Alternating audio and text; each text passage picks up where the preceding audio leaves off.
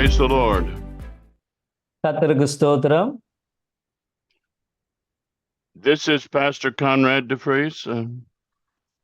இது Conrad டிப்ரீஸ். The title of our Bible lesson today is Spirit, Soul, and Body. இந்த நாளிலே நம்மளுடைய செய்தியின் தலைப்பு ஆவி, ஆத்மா, சரீரம். It is very important to understand that you are a spirit being, you have a soul, and you live in a body. நீங்கள் மிகவும் முக்கியமாய் அறிந்து கொள்ள வேண்டிய காரியம், நீங்கள் ஆவியாய் இருக்கிறீர்கள், உங்களுக்கு ஆத்மா இருக்கிறது, நீங்கள் ஒரு சரீரத்தில் வாசமாய் இருக்கிறீர்கள். In the book of 1 Thessalonians chapter 5 and verse 23, 1 தெசலோனியர் 5ஆம் அதிகாரம் 25ஆம் வசனத்தை நீங்கள் வாசிப்பீர்கள் என்றால், it tells us that we are to worship with our spirit, our soul, and our body. அங்கே நாம் ஆவி, ஆத்மா, சரீரத்தோடு அவரை ஆராதிக்க வேண்டும் என்று நாம் பார்க்கிறோம். God is a spirit being and he communicates with our spirit. நம்மளுடைய தேவன் ஆவியா இருக்கிறபடினாலே அவர் ஆவின் மனுஷனோடு கூட இடைப்படுகிறார். He does not communicate with our minds or with our bodies. God is a spirit and spirit communicates with spirit.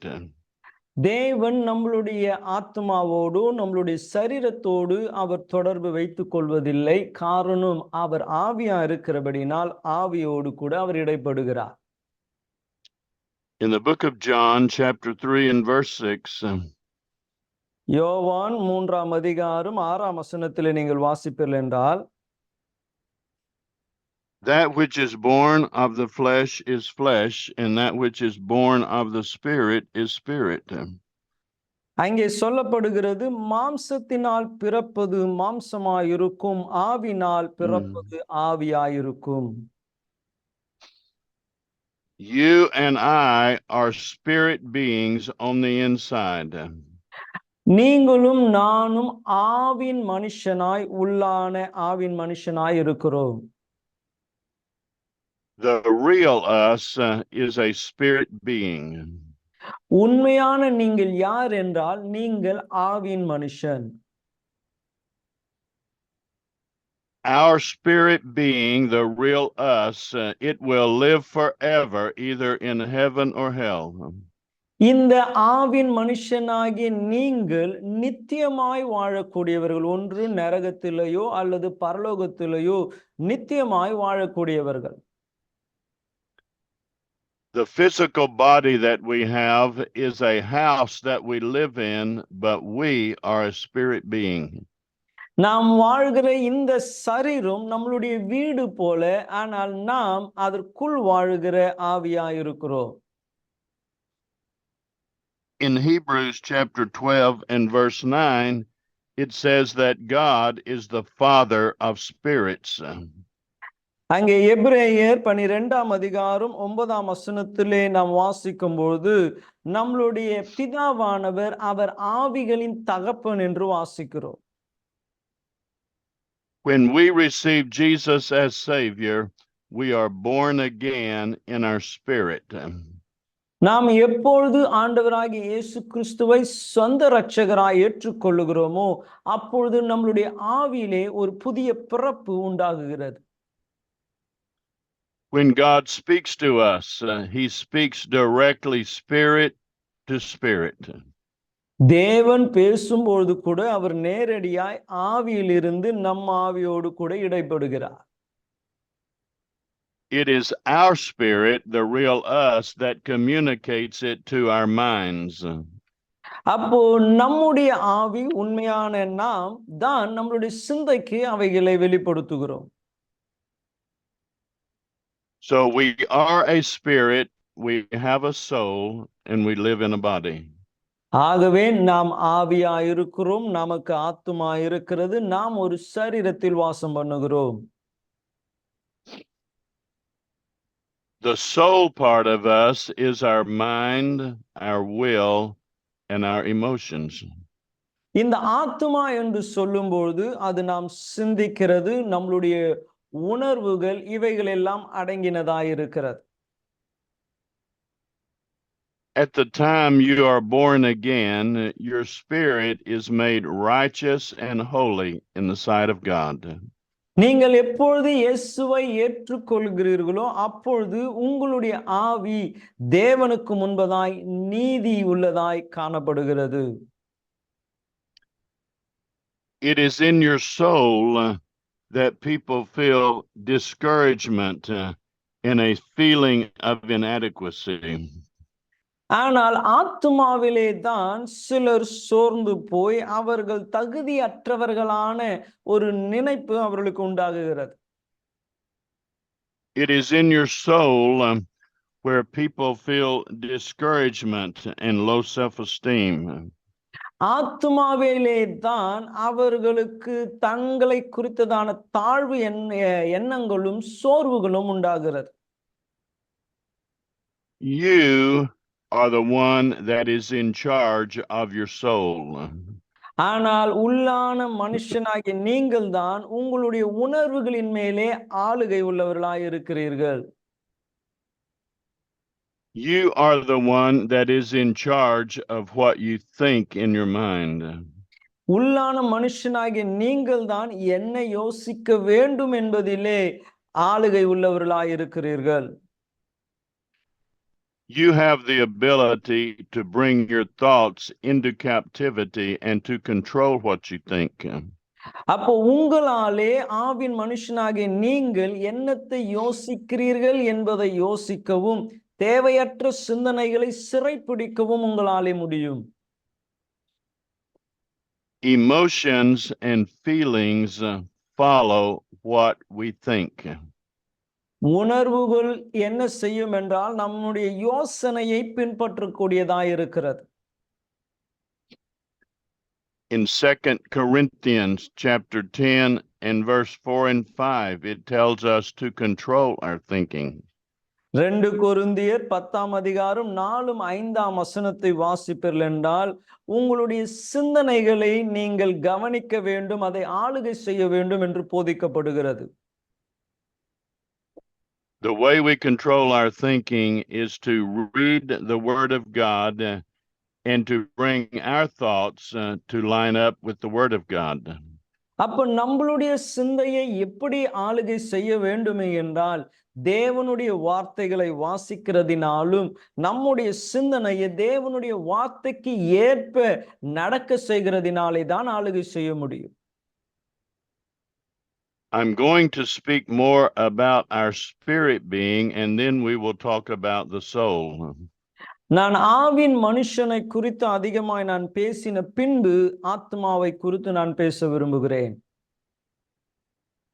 In 2 Corinthians chapter 5 and verse 17, 2 கொரிந்தியர் 5ஆம் அதிகாரம் 17ஆம் வசனத்தை பார்ப்போமே என்றால்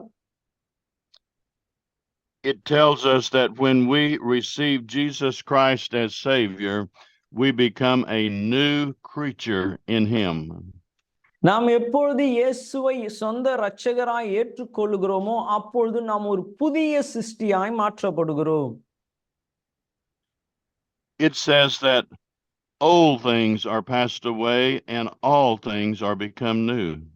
அங்கே சொல்லப்படுகிறது பழையவைகள் எல்லாம் ஒழிந்து போயின, எல்லாம் புதிதாயின. We do not receive a new body at that time. நாம் ரட்சிக்கப்படும் போது புதிய சரீரத்தை நாம் பெற்றுக்கொள்ளவில்லை. We do not receive a new mind or new emotions at that time. நாம் ரட்சிக்கப்படும் போது ஒரு புதிய சிந்தனையோ நம்மளுக்கு புதிய உணர்வுகளோ நமக்குள்ளே வருகிறதில்லை. But that which is born of the Holy Spirit is our spirit part of us. ஆனால் இந்த புதிய பிறப்பு ரட்சிப்பு நமக்குள் இருக்கிற ஆவியின் புதிய பிறப்பாய் இருக்கிறது. The Bible says, as newborn babes desire the milk of the word to grow thereby. வேதம் விதமாய் சொல்லுகிறது ஒரு சிறு குழந்தையைப் போல கர்த்தருடைய வார்த்தையாகிய பாலை வாஞ்சிக்கிறவர்களாய் இருக்கிறோம் என்று சொல்லி. No matter what the age of a person is, we must take in the word of God for our spirit being to grow. நீங்கள் எந்த வயதினர் உள்ளவர்களாய் இருந்தாலும் உங்கள் ஆவின் மனுஷன் வளர இந்த தேவ வார்த்தைகளை நீங்கள் உட்கொள்ள வேண்டும். We are made brand new in our spirit being. அப்போ உங்களுடைய அந்த ஆவின் மனுஷன் அவன் புதிதாக்கப்படுகிறான். Our spirit needs to be fed and needs to grow just like our body does. நம்மளுடைய சரீரம் எப்படி வளர்கிறதோ அதே வண்ணமாய் நம்மளுடைய ஆவியும் வளர வேண்டும். In 1 Corinthians chapter 6 and verse 17, 1 கொரிந்தியர் 6ஆம் அதிகாரம் 17ஆம் வசனத்தை நீங்கள் வாசிப்பீர்கள் என்றால்,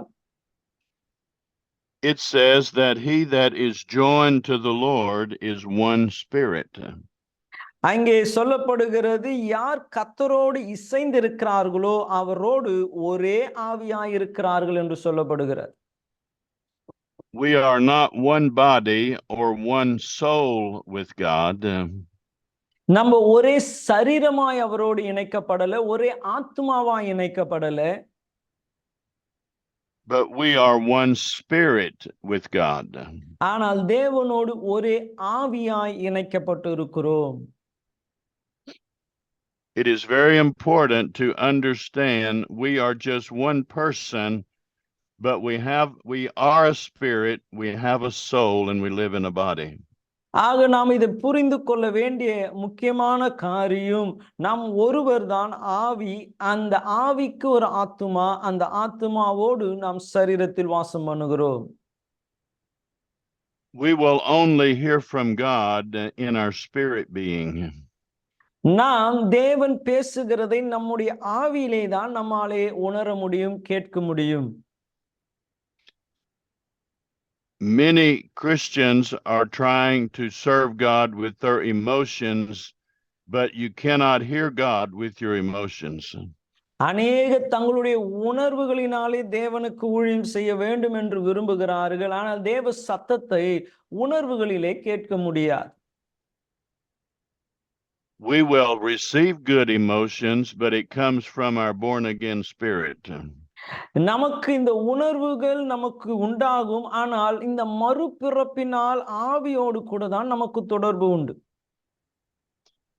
In the book of Proverbs, chapter 20 and verse 27, நீதிமொழிகள் 20ஆம் அதிகாரம் 27ஆம் வசனத்தை நாம் பார்ப்போம் என்றால், it says, the spirit of man is the candle of the Lord.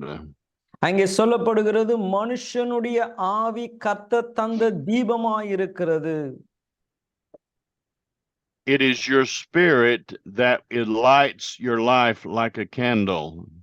உங்களுடைய ஆவிதான் உங்களுடைய வாழ்க்கையை ஒரு விளக்கை போல எரிய செய்கிறதா இருக்கிறது. In the book of Romans, chapter 9 and verse 1, ரோமர் 9ஆம் அதிகாரம் 1ஆம் வசனத்தை நாம் பார்ப்போமே என்றால், it says your conscience is bearing witness with the Holy Spirit. அங்கே சொல்லப்படுகிற காரியம் என்னவென்றால், நம்மளுடைய ஆத்துமா பரிசுத்த ஆவியோடு கூட சாட்சியிடுகிறது என்று 2ஆம் வசனத்திலே நாம் பார்க்கிறோம். Your conscience is the voice of your spirit speaking to you. உங்களுடைய ஆத்துமா ஆவியினுடைய சத்தத்தை வெளிக்கொண்டு வருகிறதா இருக்கிறது. We will learn as Christians, we learn to walk in the spirit. கிறிஸ்தவர்களாய் ஆவியிலே நடக்க நாம் கற்று அறிந்திருக்க வேண்டும்.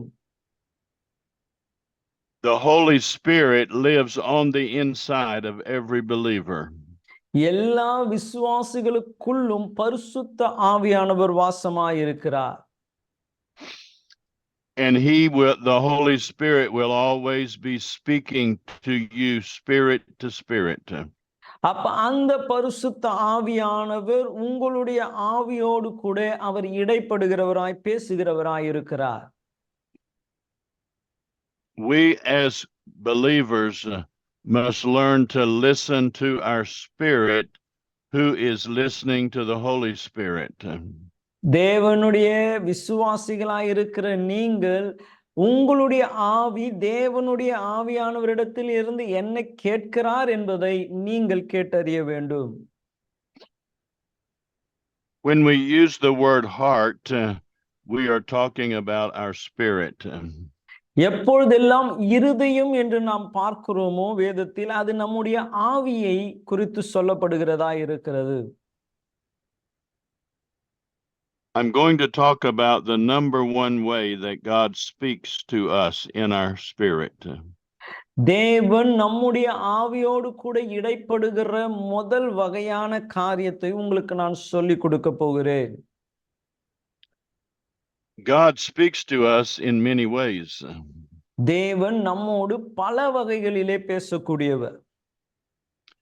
He speaks in visions and dreams, in audible voice. தேவன் சொப்பனங்களினாலும் தரிசனங்களினாலும் அவர் சத்தத்தினாலும் நம்மோடு கூட பேசுவார். He speaks to us in prophecy and in preaching. அது மாத்திரமல்லாமல் தீர்க்க தரிசனங்களின் மூலமாகவும் தேவனுடைய செய்திகளின் மூலமாகவும் நம்மோடு பேசுவார். However, the number one way that he speaks to us is by the inward witness in our spirit. ஆனால் அவர் பேசுகிற முதல் விதம் எப்படி என்றால் நம்மளுடைய உள்ளான மனுஷனிடத்திலே அவர் இடைப்படுவார்.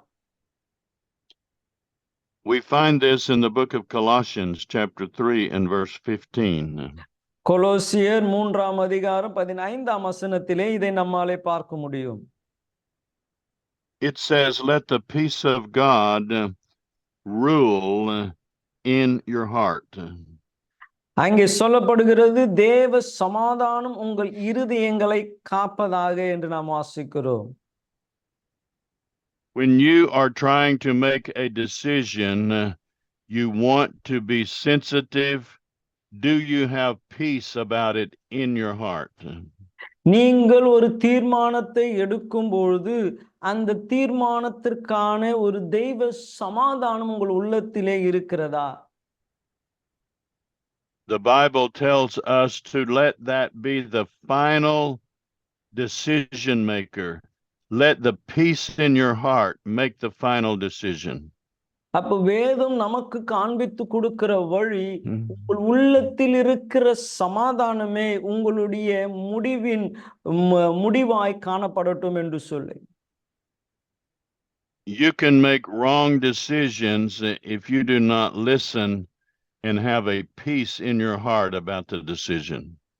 நீங்கள் ஒரு தீர்மானத்தை எடுக்கும் பொழுது உங்கள் உள்ளத்திலே அப்படிப்பட்ட சமாதானம் இல்லாமல் இருக்கும் என்றால் அவைகள் தவறானவைகளாக கூட இருக்கலாம்.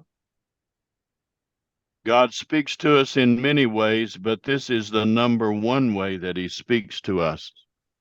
தேவன் பல வகைகளிலே பேசுகிறவர், ஆனால் இதுதான் அவருடைய பேச்சினுடைய முதல் வகையாயிருக்கிறது. In the book of Romans, chapter 1 and verse 9, ரோமர் 1ஆம் அதிகாரம் 9ஆம் வசனத்தை நாம் பார்ப்போமே என்றால், the Apostle Paul says this, அப்போஸ்தலனாகிய பவுல் இவ்விதமாய் சொல்லுகிறார், God is my witness whom I serve with my spirit. அவர் சொல்லுகிறார், தேவன் எனக்கு சாட்சி, என் ஆவிலே அவர் சாட்சியா இருக்கிறார், நான் தேவனை சேவிக்கிறேன் என்று சொல்லி நாம் பார்க்கிறோம்.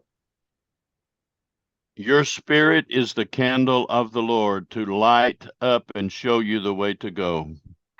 உங்களுடைய ஆவிதான் அது விளக்காய் இருக்கிறது, நீங்கள் போக வேண்டிய வழியை உங்களுக்கு காண்பித்து கொடுக்கும். In these Bible lessons, we will learn how to develop our born-again human spirit. இந்த பாடங்களிலே நாம் பார்க்க போகிற காரியம் நம்மளுடைய ஆவியை நாம் எப்படி இந்த மறுபிறப்படைந்த இந்த ஆவியை எப்படி நாம் வளர செய்வது என்று பார்க்க போகிறோம். In the book of Galatians, chapter 5 and verse 16, கலாத்தியர் 5ஆம் அதிகாரம் அதிலே 16ஆம் வசனத்தை பார்ப்போம் என்றால், it tells us to walk in the Spirit, and we will not do the lust of the flesh. அங்கே சொல்லப்படுகிறது, நாம் ஆவியினால் நடந்தால் மாம்சத்திற்குரியவைகளை நாம் பிரியப்படுத்த மாட்டோம் என்று நாம் வாசிக்கிறோம். When we are doing walking, we just walk one step at a time. நம்ம நடக்கும் பொழுது ஒரு படியாய் நாம் நடக்க வேண்டும். And that is the same way we walk in the Spirit. எப்படி அது மாம்சத்திலே ஒவ்வொரு படியாய் சிறு பிள்ளை நடக்குதோ அப்படிதான் ஆவிக்குரிய காரியங்களிலும். The Holy Spirit will lead his children one step at a time. பரிசுத்த ஆவியானவர் தேவ பிள்ளைகளை ஒவ்வொரு படியாய் அவர் நடப்பித்து கொண்டு போவார். To walk in the Spirit does not mean we are walking in a cloud or somewhere in the sky. நம்ம ஆவியிலே நடக்கிறது என்று சொல்லும் பொழுது ஏதோ மேகத்தின் மேல எங்க போகிறோம் என்று தெரியாமல் நடக்கிறது அல்ல. But we are learning to listen to our spirit down inside with our heart. நம்மளுடைய இருதயத்தின் ஆழத்திலே ஆவியானவரோடு கூட தேவன் பேசின அந்த சத்தத்திற்கு நாம் செவி கொடுத்து நடக்கிறவர்களாய் மாற்றப்படுவோம். We must learn to listen to our born again human spirit. நாம் மறுபிறப்பு அடைந்த அந்த ஆவிக்கு நாம் செவி சாய்க்கிறவர்களாய் இருப்போம். Our conscience is the voice of our born again spirit. நம்மளுடைய மனசாட்சி அது மறுபிறப்பு அடைந்த அந்த ஆவிக்கு சாட்சியாய் செவி கொடுக்கிறதாய் இருக்கிறது. Your spirit is the temple of God. God dwells in your spirit. உங்களுடைய ஆவிதான் தேவன் வாசம் பண்ணும் ஆலயமாய் இருக்கிறது. அந்த ஆவிக்குள் தான் தேவாவியானவர் வாசமாய் இருக்கிறார். In the book of Ephesians, chapter 3 and verse 16, எபேசியர் 3ஆம் அதிகாரம் 16ஆம் வசனத்தை வாசிப்போம் என்றால், it speaks about us being strengthened with all might in our spirit being. அங்கே சொல்லப்படுகிறது, நீங்கள் அவருடைய ஆவினாலே உள்ளான மனுஷனை வல்லமையாய் பலப்படவும் என்று சொல்லப்படுகிறது. In the book of John, chapter 4 and verse 24, யோவான் சுவிசேஷம் 4ஆம் அதிகாரம் 24ஆம் வசனத்தை பார்ப்போம் என்றால், it says, God is a spirit, and they that worship him must worship him in spirit and in truth. அங்கே சொல்லப்படுகிறது, தேவன் ஆவியாய் இருக்கிறார், அவரை தொழுது கொள்ளுகிறவர்கள் ஆவியோடும் உண்மையோடும் அவரை தொழுது கொள்ள வேண்டும் என்றார். Yes, we enjoy feelings and emotions, and we give that to God also. நம்மளுடைய உணர்வுகள், நம்மளுடைய அனுபவங்கள் எல்லாம் நமக்கு சந்தோஷத்தை கொண்டு வரும். அவைகளை கூட தேவனுடைய சமூகத்திலே நாம் செலுத்தலாம். But the very best and highest kind of worship is to worship God from our spirit, not from our emotions. ஆனால் தேவனுக்கு கொடுக்கக்கூடிய விலையேற பெற்ற அந்த ஆராதனை உணர்வுகளினால் அல்ல, அது ஆவியில் இருந்து வர வேண்டும். Many times it is difficult to understand what is the difference between the soul and the spirit. சில நேரங்களிலே ஆவி எது ஆத்துமா எது என்று அறிந்து கொள்வது கடினமானதாய் காணப்படும். The book of Hebrews chapter 4 and verse 12 will help us with this.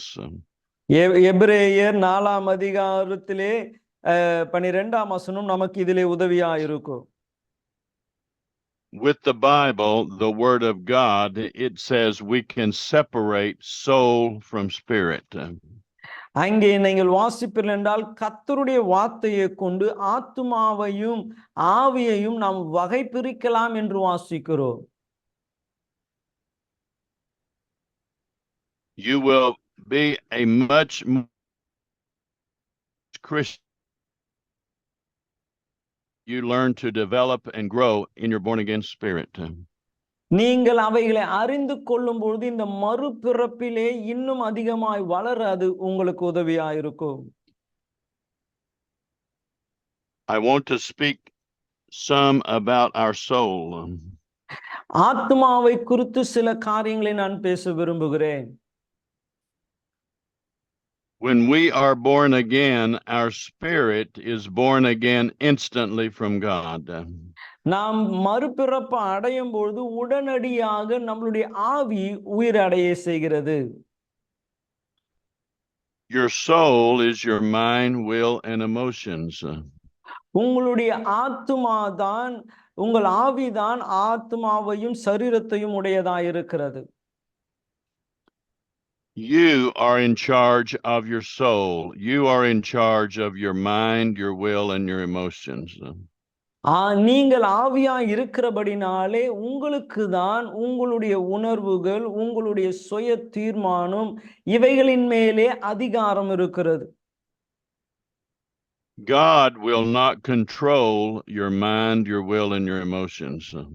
உங்களுடைய சிந்தனை, உங்களுடைய சுய விருப்பம், உங்களுடைய உணர்வுகளை தேவன் ஆளுகை செய்ய மாட்டார். The devil, he wants to control your mind, will, and emotions. உங்களுடைய பிசாசானவன் உங்களுடைய உணர்வுகளை, உங்களுடைய சுய விருப்பத்தை, உங்களுடைய தீர்மானங்களை அவன் ஆளுகை செய்ய வேண்டும் என்று ஆசைப்படுகிறான். But you can resist the devil and not allow him to control your mind, will, and emotions. அப்போ இந்த பிசாசை நீங்கள் கடிந்து கொண்டு அவன் உங்களுடைய எண்ணங்களையோ, உங்களுடைய சுய தீர்மானங்களையோ, உங்கள் உணர்வுகளையோ ஆளுகை செய்யாதபடி அவனை கடிந்து கொள்ள வேண்டும். In the book of Romans, chapter 12 and verse 2. ரோமர் 12ஆம் அதிகாரம் 2ஆம் வசனத்தை நீங்கள் வாசிப்பீர்கள் என்றால், do not be conformed to this world, but be transformed by the renewing of your mind. அங்கே சொல்லப்படுகிறது, நீங்கள் இந்த பிரபஞ்சத்திற்கு ஒத்த வேஷம் தெரியாமல் அங்கே உங்கள் மனம் புதிதாகிறதினாலே மறுரூபமாவுங்கள். You and I have the choice to put the word of God into our thinking. நம்மளுடைய எண்ணங்களிலே, நாம் சிந்திக்கிற சிந்தனைகளிலே கர்த்தருடைய வார்த்தைகளை நீங்கள் செலுத்த வேண்டியது உங்களுடைய கடமையாயிருக்கிறது.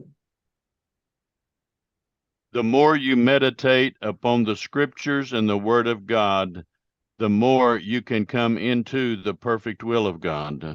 நீங்கள் எந்த அளவுக்கு கர்த்தருடைய வார்த்தைகளை சிந்திக்க ஆரம்பிக்கிறீர்களோ அந்த அளவுக்கு தேவனுடைய சித்தத்திற்கு நேராய் உங்களுடைய வாழ்க்கை பயணம் இருக்கும். Renewing your mind will help you to come to the good, acceptable, and perfect will of God. உங்களுடைய இருதயம், உங்கள் மனதை புதிதாக்குறதினாலே தேவனுடைய நன்மையும் பிரியமும் பரிபூர்ணமான சித்தம் என்னது என்பதை நீங்கள் அறிந்து கொள்ளலாம். In the book of James, chapter 1 and verse 21, யாக்கோபு 1ஆம் அதிகாரம் 21ஆம் வசனத்தை நீங்கள் வாசிப்பீர்கள் என்றால், it tells us that if we will put the word of God into our minds, that it will deliver our souls from the devil. அங்கே சொல்லப்படுகிறது, உங்கள் உள்ளத்தில் நடப்பித்திய உங்களுடைய ஆத்துமாக்களை ரட்சிக்க வல்லமையாய் இருக்கிற வசனத்தை சத்தமாய் ஏற்றுக்கொள்ளுங்கள் என்று நாம் வாசிக்கிறோம். It speaks about the saving of our soul. அங்கே நம்மளுடைய ஆத்துமாவை ரட்சிக்கத்தக்க என்று நாம் பார்க்கிறோம். The saving of your soul is the renewing of your mind to the word of God. உங்களுடைய ஆத்துமாவை ரட்சிக்க வேண்டும் என்றால் உங்கள் மனம் புதிதாக்கப்பட வேண்டும் கர்த்தருடைய வார்த்தையினாலே.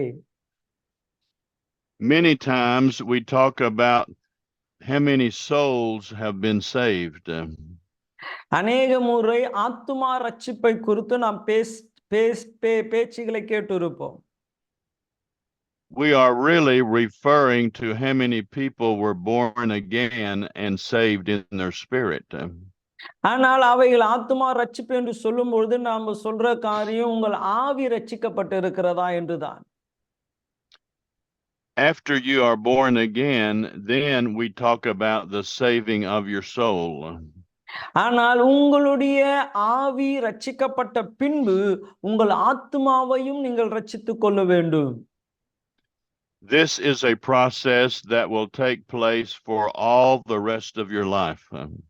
இந்த ஆத்துமா ரட்சிப்பு உங்கள் வாழ்நாள் எல்லாம் நீங்கள் செய்ய அல்லது பிரயாசப்பட வேண்டிய ஒரு காரியமாக இருக்கிறது. We will always be learning more and renewing our minds to the Word of God. ஆகவே நீங்கள் ஒவ்வொரு நாளும் கற்றுக்கொண்டு உங்கள் மனதை புதிதாக்கி கொண்டே இருக்க வேண்டும். God will not do it for us, but He will help us, but it is up to us to renew our minds. தேவன் அதை செய்ய மாட்டார், ஆனால் அதை செய்ய நமக்கு உதவி செய்வார். நாம் தான் நம்மளுடைய ஆத்துமாவை புதுப்பிக்க வேண்டும். In the book of 1 Peter chapter 1 in verse 13. 1 பேதுரு 1ஆம் அதிகாரம் 13ஆம் வசனத்தை வாசிப்போம் என்றால், it tells us we're born again, not of corruptible seed, but of incorruptible by the word of God. அங்கே சொல்லப்படுகிறது, நீங்கள் மனதின் அறையை கட்டிக்கொண்டு சொல்லப்படுகிற காரியம் நீங்கள் தேவனுடைய வார்த்தையினாலே புதுப்பிக்கப்பட வேண்டும் என்று சொல்லப்படுகிறது. In the book of John chapter 7 and verse 38. யோவான் சுவிசேஷம் 7ஆம் அதிகாரம் 38ஆம் வசனம் நீங்கள் வாசிப்பீர்கள் என்றால், it says, out of your inner being will flow rivers of living water. அங்கே சொல்லப்படுவது உங்கள் உள்ளத்தில் இருந்து ஜீவ நதி புரண்டோடும் என்று சொல்லி நாம் வாசிக்கிறோம். This is coming out of your spirit being. இது உங்கள் ஆவிக்குள் இருந்து புறப்படக்கூடியதாக இருக்கிறது. God will strengthen you in your spirit so that you can be strong in the Lord. தேவன் உங்கள் ஆவியை பலப்படுத்துவார், அப்பொழுது நீங்கள் தேவனுக்குள்ளே பலப்படுவீர்கள். We will learn more and more about how that you are a spirit being, you have a soul, and you live in a body. நாம் தொடர்ச்சியாக நீங்கள் ஆவியாய் இருக்கிறீர்கள், உங்களுக்கு ஆத்துமா இருக்கிறது, நீங்கள் ஒரு சரீரத்தில் வாழ்கிறீர்கள் என்பதை இன்னும் அதிகமாய் நாம் கற்றுக்கொள்ள போகிறோம். The Bible says you are the temple of God. வேதம் சொல்லுகிறது நீங்கள் தேவ ஆலயமாய் இருக்கிறீர்கள். God is dwelling in your spirit, not in your body. He's dwelling in your spirit being, in your heart.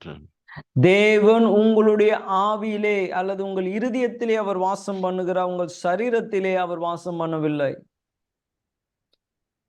I encourage you as we end this Bible lesson to spend more time in the Bible, reading and meditating, and even read the Bible out loud so you can hear yourself read it. ஆகவே நான் இந்த பாடம் முடிவிலே உங்களை உற்சாகப்படுத்த விரும்புகிற காரியம், நல்ல உங்கள் செவி கேட்க சத்தமாய் வேதாகமத்தை வாசியுங்க, நாள்தோறும் வாசியுங்கள் என்று உங்களை உற்சாகப்படுத்துகிறேன். Amen. That is the end of our Bible study today. God bless you. இதுதான் நம்மளுடைய பாடத்தினுடைய முடிவு. கர்த்தர் உங்களை ஆசீர்வதிப்பாராக. ஆமென்.